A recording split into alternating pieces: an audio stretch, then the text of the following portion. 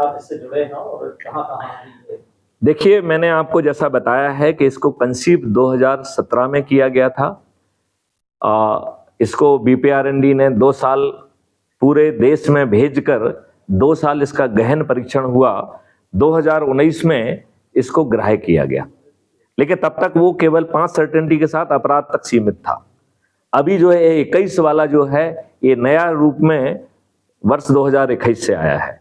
Otherwise जो techno engine वाली जो बात है, जिसमें कि 5 सर्टेनिटी के साथ आपको अपराध मुक्त भारत मिलेगा और उसमें रेवेन्यू का डिस्ट्रीब्यूशन इतना हो रहा है कि आधी समृद्धि तो आपको अपराध मुक्त भारत से ही मिल जाएगी। तो वहां पे आपको अपराध से मुक्ति मिल रही है, वहां समृद्धि भी मिल रही है। तो ये 2021 में परिवर्तित रूप में आया है, राइट। इसका ऐप लॉन्च हुआ है 6-7-8 महीने पहले, राइट। इस ऐप में अभी 1200-1500 लोग जुड़े हुए हैं और इसको काफी बाधित किया जा रहा है, नहीं तो अभी तक ये लाखों में पहुंच गया होता। लेकिन जो भी है, that is not a issue. जब हम जो है ना खुद जाके जो है ना चंद्रगुप्त अपने घर वालों को जोड़ेंगे, यदि एक बार इसने स्पीड पकड़ी तो इसे कुछ दिन चाहिए।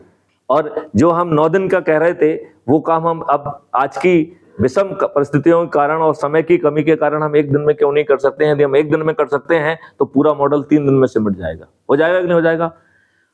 हमने जैसा आपको बताया केवल 90% लोगों को कुछ नहीं करना है, खुद को जोड़ लेना है। तो क्या खुद को जोड़ना कठिन है? Now that is the point. क्या 9% लोगों को 10 लोगों को जोड़ना कठिन है क्या?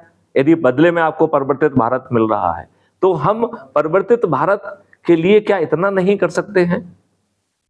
I hope I have given the answer with the further elaboration. और पूछिए।